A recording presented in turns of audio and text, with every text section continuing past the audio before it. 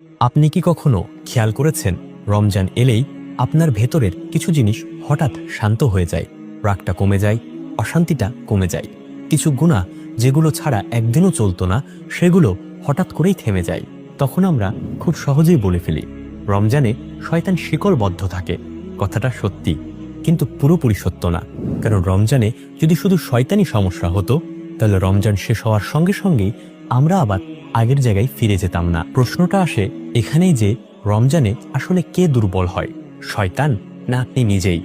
কারণ ইসলাম বলে রমজানে সবচেয়ে বেশি যে জিনিসটা দুর্বল হয় সেটা হলো আপনার নফস।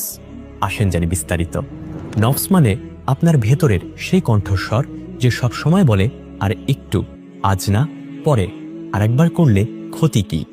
নফসি আপনাকে গুনাহ দিকে ঠেলে দেয়, আবার নফসি আপনাকে ভালো কাজ থেকে দূরে রাখে।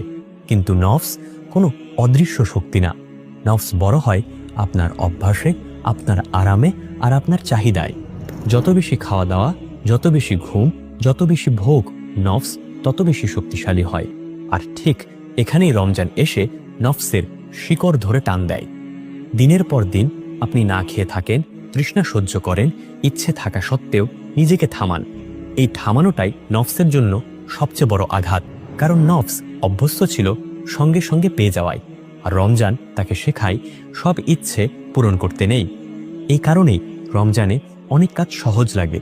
নামাজ সহজ লাগে, কোরআন সহজ লাগে, দোয়া সহজ লাগে। এটা কোনো জাদুবিদ্যা নয়, এটা নফস দুর্বল হওয়ার ফল। নফস যখন দুর্বল হয় তখন রূহ শক্তিশালী হয়, তখন অন্তর নরম হয়, চোখে পানি আসে, গুনাহকে আর আগের মতো আকর্ষণীয় লাগে না। রাসূল সাল্লাল্লাহু আলাইহি সাল্লাম এজন্যই বলেছেন সবচেয়ে বড় জিহাদ হলো নিজের নফসের বিরুদ্ধে জিহাদ। কারণ বাহিরের শত্রুকে একদিন হারানো যায়, কিন্তু ভেতরের শত্রুকে হারাতে হয় প্রতিদিন।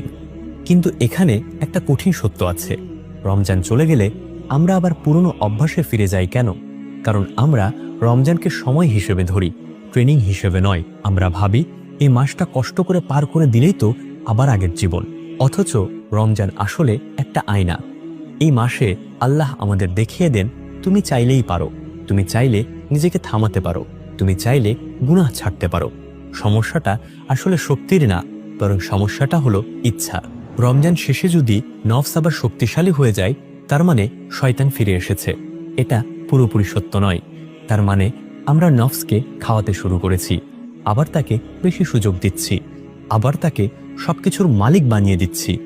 আর নফস যখন মালিক হয়ে যায় তখন মানুষ আল্লাহকে ভুলতে শুরু করে। আমার পক্ষ থেকে শেষ কথাটা খুব সোজা,